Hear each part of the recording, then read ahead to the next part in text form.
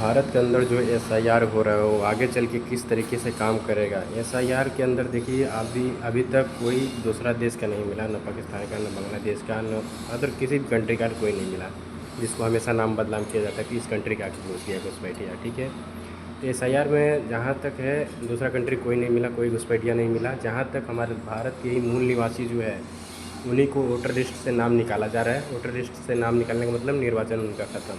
और भारत के सबसे मूल प्रमाण पत्र वही है जिससे पता चलता है आप मूल निवासी हैं भारत के, वो है निर्वाचन कार्ड। जब निर्वाचन से ही आपका नाम निकाल दिया जाएगा तो आप इस देश को नहीं कहलाएंगे।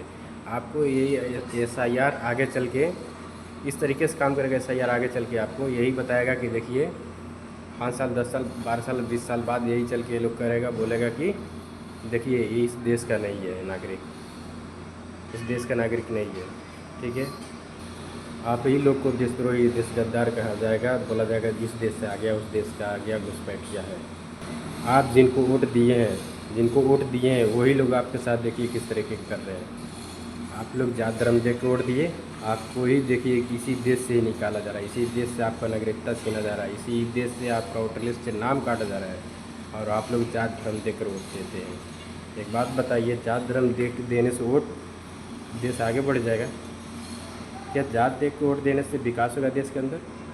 आप विकास पूछ कर देख कर आप वोट दीजिए, जात धर्म को वोट मत दीजिए। जात धर्म दे रहे हैं इसका मतलब जाति को वोट दे रहे, विकास को वोट नहीं दे रहे, विकास करने के लिए नहीं दे रहे, इसीलिए देश के अंदर विकास नहीं हो रहा। दूसरी चीज़, हर सिस्टम पे हर जगह आपके कास्ट का लोग बैठा हुआ हिंदू कास्ट का, तो फिर दूसरा देश के घुस कैसे जाता है? हर पोस्ट पे आपका कास्ट का बैठा, बॉर्डर पर भी आपका कास्ट बैठा है, फिर अंदर आता कैसे? इसका जवाब कौन देगा? इसका जिम्मेदारी कौन लेगा? आप बताइए। आता कैसे है, उसका आईडी कैसे बनता है? दूसरी चीज़, एसआईआर हुआ तो मिला लोग के लिए, इसी मूल भारत के मूल निवासी को ही नाम काट दिया गया। क्यों? एसआईआर में मिलना चाहिए ना कि विदेशी है, बाहर से आया था, क्यों नहीं मिला? तो आप इस पर प्लीज़ ध्यान दीजिए। आप हिंदू मुस्लिम करना छोड़िए।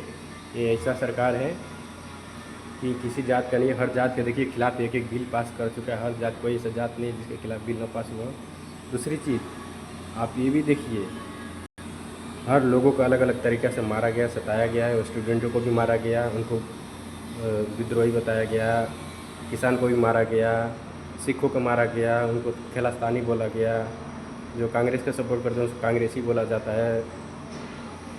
जो ST SC OBC वाले हैं और जो भीम को मानते हैं उनको भीमवादी कहा जाता है। मुस्लिम को कुछ और कहा जाता है, बोला जाता है अलग ये है वो है। ऐसा करके सबको मारा गया। भाई सबको मारते हो यानी सब कोई आपको खिलाफ़ करता है। वोट कौन दिया आपको? इसका मतलब वोट कोई नहीं दिया आपको। जीता कैसे आप? BJP से जीता, इसका मतलब साफ है।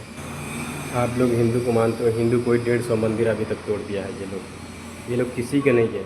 इसलिए जात धर्म देख कर वोट मत दो भाई, प्लीज़ आपसे रिक्वेस्ट है, जात धर्म देख कर वोट मत दो। देश को अगर बचाना है तो ये लोग किसी को नहीं है, हर किसी को मार रहा है। देखिए कितना रेप होता है, कितना मर्डर होता है, कितना ज़मीनें हड़प लिया जाता है, कितना पैसा घोटाला हो जाता है, कितना अरबों खरबों लेके बड़ा बड़ा आदमी विदेश भाग जाता है।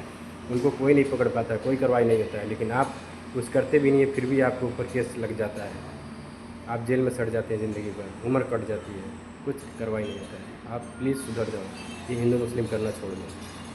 आप देश के बारे में सोचो। देश पॉलिटिक्स किस तरह काम कर रहा है, हम ही लोग को वोट से जीत रहा है, हम ही लोग को कैसे मार रहा है, हम ही लोग को किस तरह से यूज़ कर रहा है, ये आप लोग को समझ में नहीं आ रहा है। जब तक समझ में आएगा तब तक आपका कई पीढ़ियाँ रोड पे भीख मांग चुका होगा। इसलिए अभी से वक्त सुधर जाओ।